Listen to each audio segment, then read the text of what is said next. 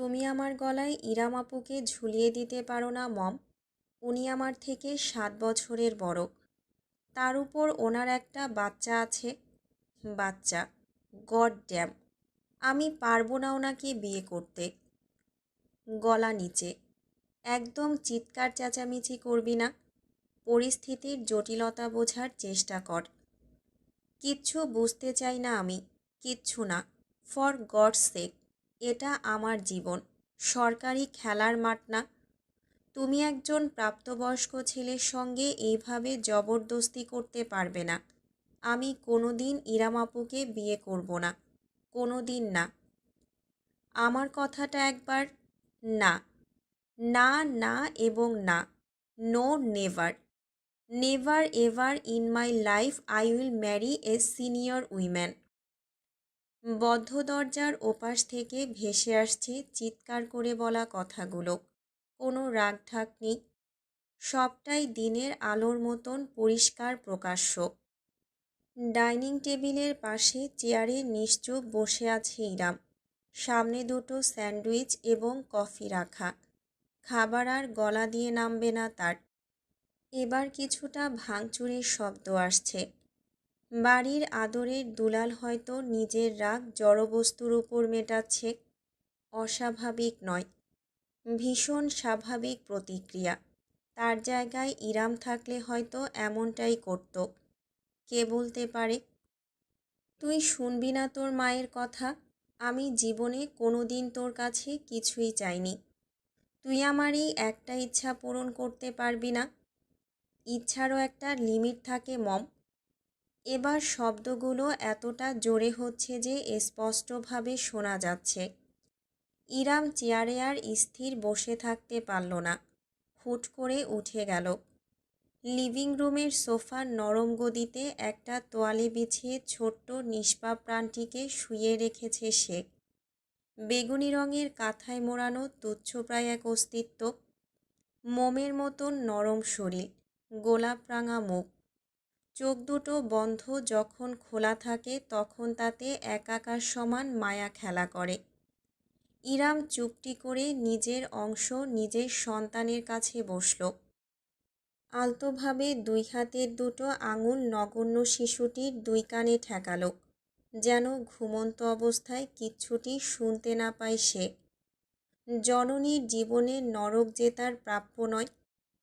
3 মাস আগে। মা। নারী শব্দের অলংকার। একজন নারীর জীবনের শ্রেষ্ঠ অর্জন, অমোঘ পরিপূর্ণতা। এতদিনই শব্দটাকে শুধু পড়া হয়েছে, ডাকা হয়েছে, তবে কোনোদিন অনুভব করা হয়নি। আজ মাতৃত্বের প্রবল জোয়ারে ভেসে গিয়েছে ইরামের হৃদয় অঙ্গন। দুপুরের দিকে ডেলিভারি হয়েছে তার। এখন সন্ধ্যাবেলা। হাসপাতালের কেবিনে শীতল বাতাস আরামদায়ক চাদরে মুড়িয়ে রেখেছে তাকে। মাত্রই দীর্ঘ এক ঘুম পেরিয়ে জেগে উঠেছে সে। বর্তমানে একদৃষ্টে চেয়ে আছে বিছানার ঠিক পাশেই লাগোয়া বেসিনেটে রাখা নবজাতকের দিকে। চেয়েই আছে সে, চোখ ফেরাতে পারছে না। যতবার দেখছে ততবার তার বুকটা আবেগের স্রোতে পূর্ণ হচ্ছে। একটা সময় নিজেকে আর রুখতে পারল না ইরাম। 2 হাতে ভর দিয়ে উঠে দাঁড়িয়ে ধীরে ধীরে বেসিনেটের কাছে গেল। আশেপাশে কোনো নার্স নেই। ব্যাপারটা অদ্ভুত লাগলেও তেমন কিছু ভাবল না আপাতত। তার সকল চিন্তা জুড়ে রয়েছে ভূমিষ্ঠ হওয়া সন্তান। বেসিনেটের ভেতর থেকে ছোট্ট ছোট্ট হাত পা নাড়ছে নবজাতক। সাদা নরম তোয়ালেতে মোড়ানো নাজুক শরীরখানি তার। টকটকে লাল দুটো কান এবং নাক। চোখের পাতা আধখোলা। ত্বকের বর্ণটা লালচে। যেন দারুণ সুখে কিছু একটা নেচে উঠল ইরামের মাঝে। কাঁপা কাঁপা 2 হাত বাড়িয়ে অতি সাবধানে সে নবজাতককে তুলে নিল নিজের বুকে। তার ত্বকের উষ্ণতা পেতেই বিড়ালের মতন মৃদু একটা শব্দ করে শিশুটি গুটিসুটি দিয়ে রইল। তীব্র আবেগের অশ্রু জমল ইরামের চোখ জোড়ায়। সন্তানকে বুকে চেপে সে কম্পিত গলায় ফিসফিস করে উঠল, আমার সোনা বাচ্চাটা, আমার মানিক, আমার কুচুপু। আম্মু তোমার আশায় কতকাল অপেক্ষার প্রহর গুনেছে, অবশেষে আসার সময় হলো তোমার। হুম। দুই হাতে হালকা শরীরটা তুলে ধরে তার কপালে চুমু এঁকে দিল ইরাম। তার চোখ বেয়ে এক ফোঁটা অশ্রু গড়িয়ে পড়ল নবজাতকের গাল বরাবর। তাতে নিজের ছোট্ট হাতটা তুলে অস্বাভাবিকভাবে নাড়তে থাকলো শিশুটি। না পারতে মৃদু হাসল ইরাম। আমার দুষ্টু পাখিটা, আর কি নামে ডাকি বলো তো তোমায়? একদম নিজের মুখের কাছে তুলে নবজাতকের কানে ঠোঁট লাগিয়ে ইরাম ফিসফিস করল, ইজান। আমার ইজান সোনা, আম্মুর লক্ষ্মী ছেলেটা। আহ। উম। ইরাম হঠাৎ করেই নিজের জায়গায় জমে গেল। গোঙানির শব্দ ভেসে আসছে কেবিনের ভেতর। এতক্ষণ যাবৎ হয়তো শোনা যায়নি, কিংবা ছেলেকে নিয়ে ব্যস্ত থাকার দরুন ইরাম মনোযোগ দেয়নি। গোঙানির শব্দটা এবার তীব্রতর হয়েছে। ব্যথাতুর কোনো ধ্বনি এটি নয়, বরং ভীষণ অন্তরঙ্গ অশ্লীল ধরনের। মেয়েলি গলার শীতকার। হাসপাতালের কেবিনের ভেতর। প্রথমটায় নিজেকেই নিজের বিশ্বাস হলো না ইরামের। দুপুরেই ডেলিভারি হলো, নর্মাল ডেলিভারি। শরীরের ধকলের কারণে হয়তো কল্পনা করছে, আহ বেবি, আস্তে, প্লিজ, আহ। নবজাতক ইজানকে পুনরায় বেসিনেটে নামিয়ে রাখতে গিয়ে দ্বিতীয় দফায় থমকালো ইরাম। কান খাড়া হয়ে রইল তার। না, এবার কোনো ভুল নয়। সত্যি এমন সুখের আহাজারি ভেসে আসছে তার কানে, কিন্তু ঠিক কেবিনের ভেতর থেকে নয়। শব্দের উৎসটা কান পেতে খেয়াল করতেই ইরাম বুঝতে পারল কেবিনের সঙ্গে লাগোয়া বারান্দা থেকে এসব ধ্বনির উৎপত্তি। রাগে সীমা ছাড়িয়ে গেল তার। কার এত বড় দুঃসাহস যে একজন পেশেন্টের কেবিনের ভেতর এমন অশ্লীল কর্মকাণ্ড করতে পারে? ছেলেকে বুকে চেপে রেখেই ধীর পায়ে এগিয়ে গেল ইরাম, সাবধানী ভঙ্গিতে। কেবিন থেকে বারান্দায় যাওয়ার দরজাটা চাপানো, ঠিক লাগানো নয়। গোঙানির শব্দ আরও পরিষ্কারভাবে কানে আসছে এবার, সঙ্গে ভারী নিঃশ্বাস প্রশ্বাসের আওয়াজ। একদম কিনারায় এসে থামল ইরাম।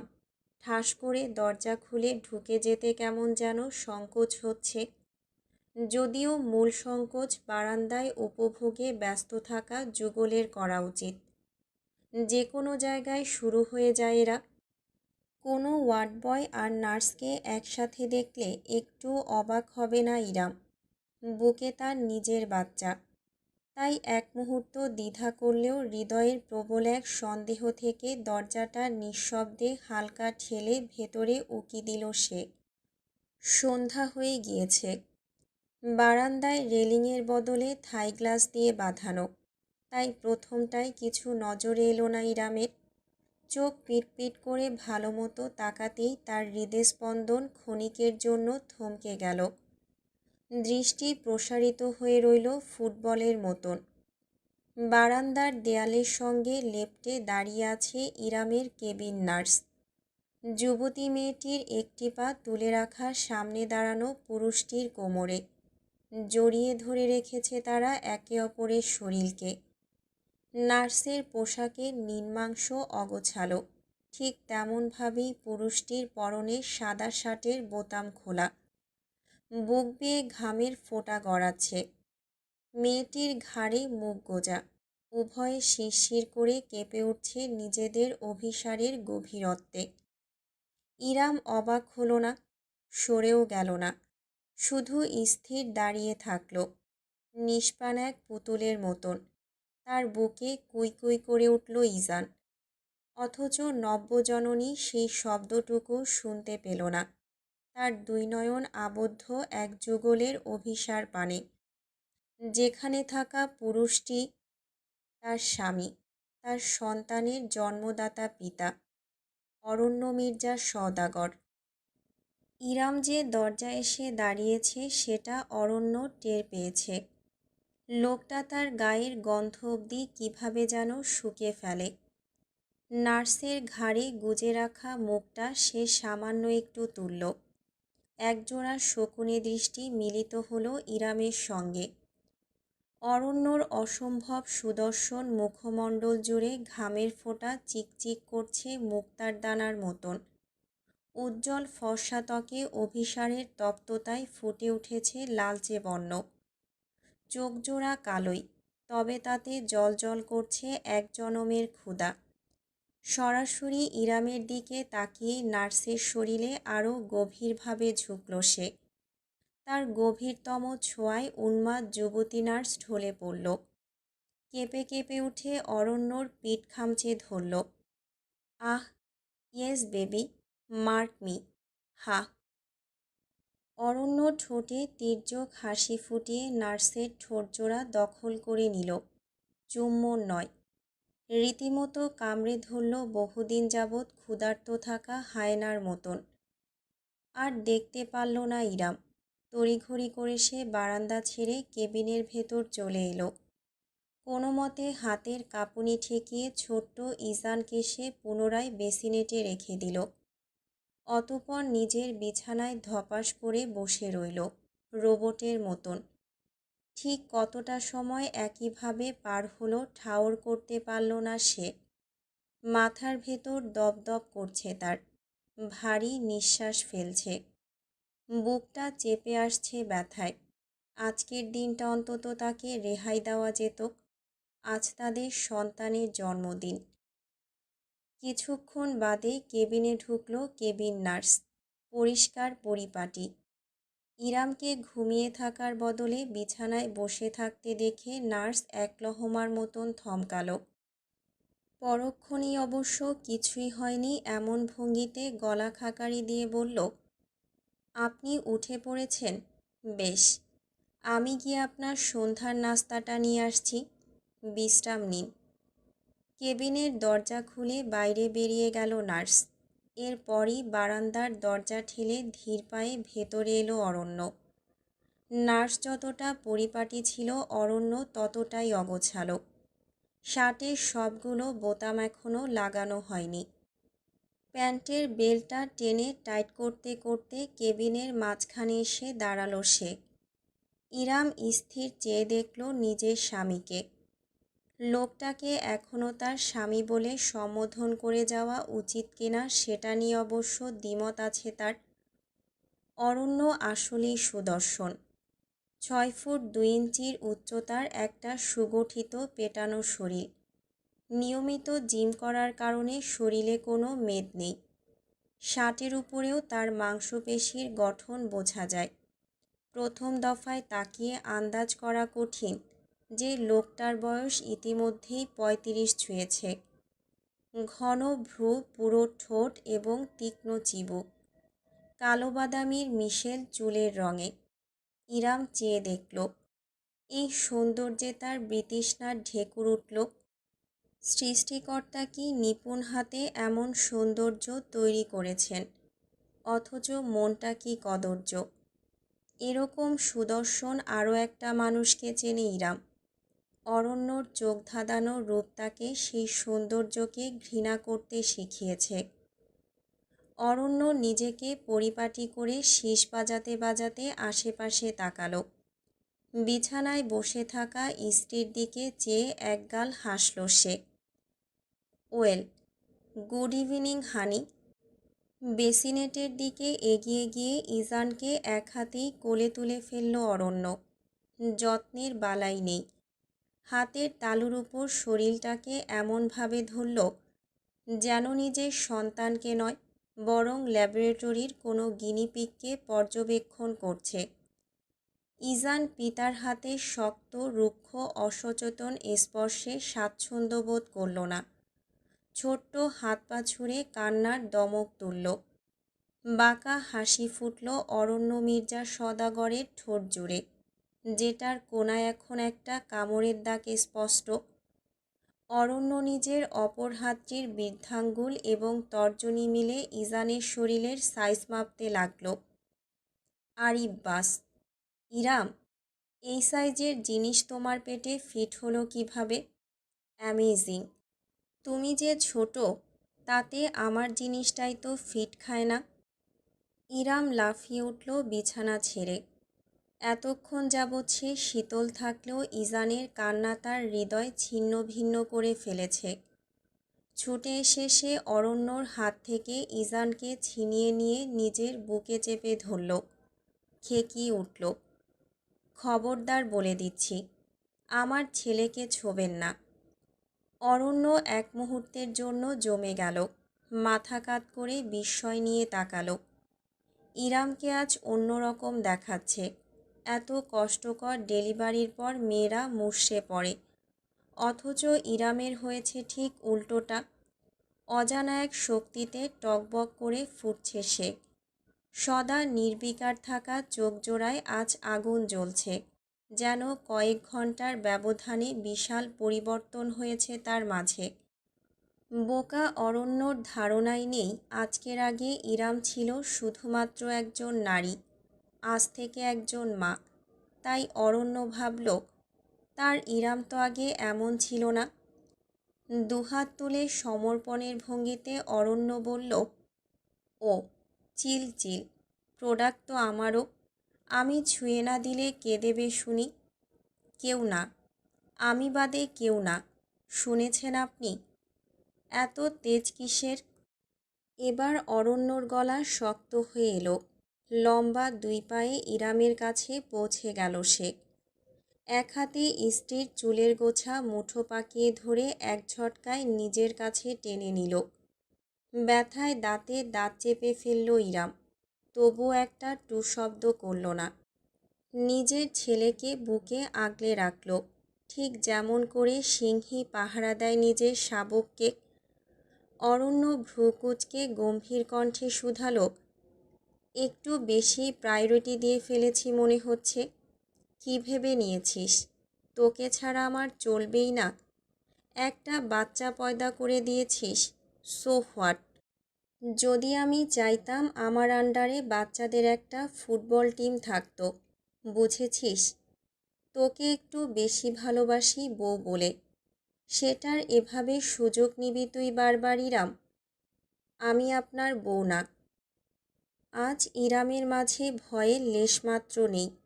স্তব্ধ হয়ে তাকে ছেড়ে দিয়ে এক পা দূরে সরে দাঁড়ালো অরণ্য।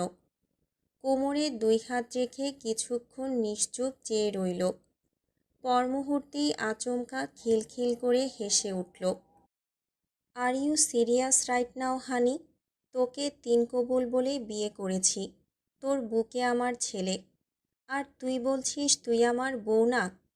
ডেলিভারির পর তোর মস্তিষ্কটাও ঢিলে হয়ে গিয়েছে নাকি?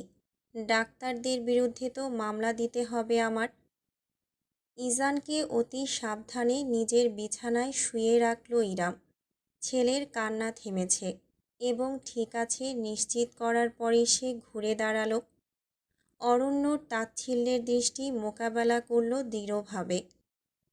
আপনাকে মনে করিয়ে দিই, আজ থেকে ঠিক 5 মাস আগে আপনি নিজে আমাকে তালাক দিয়েছিলেন। অরণ্যর চেহারা থেকে ক্ষণিকের জন্য বিনোদনের ভাবটুকু উবে গেল, তবে নিজের আত্মবিশ্বাসী ভঙ্গিমা একটুও ছাড়ল না সে। ইরামের দিকে এগিয়ে এসে দুই হাত রাখল রমণীর কাঁধে। অদ্ভুতভাবে সুর পাল্টে আদুরে গলায় বলল, ও কাম অন ডার্লিং, তুমি ওটা এখনও মনে ধরে বসে আছো? ওটা তো আমি মন খারাপ করে বলেছিলাম, তুমি জানো না তোমাকে কত আদর করি আমি। তাছাড়া ধর্মকর্ম আমি একটু হলেও জানি, বুঝেছ? ওই তালাক হবে না, কারণ তুমি প্রেগনেন্ট ছিলে। ক্ষীণ এক হাসি ফুটল ইরামের ঠোঁটে। অল্পবিদ্যা ভয়ঙ্করী। কে বলেছে আপনাকে ওই তালাক গণ্য হয় না? হয়। বাচ্চা জন্ম অবধি আমার ইদ্যৎকাল চলেছে, আজ আমার ইদ্যৎ শেষ। স্ত্রীকে ফিরিয়ে নিতে হলে আপনাকে তার সঙ্গে রুজু করতে হবে। প্রথমবারের মতন শঙ্কা দেখা গেল অরণ্যর মাঝে। 2 মিনিট চুপ থাকল সে। তারপর খানিকটা গম্ভীর গলায় নিজস্ব অহংকারটুকু চেপে বলল, বেশ তো, তবে রুজুই করলাম আমি তোমার সাথে। নিজের কাঁধের উপর থেকে একদম ধীরস্থিরভাবে অরণ্যর হাত দুখানা সরিয়ে পিছিয়ে দাঁড়ালো ইরাম। আরও একবার অরণ্যর মনে হলো সম্পূর্ণ ভিন্নই ইরামকে দেখছে সে।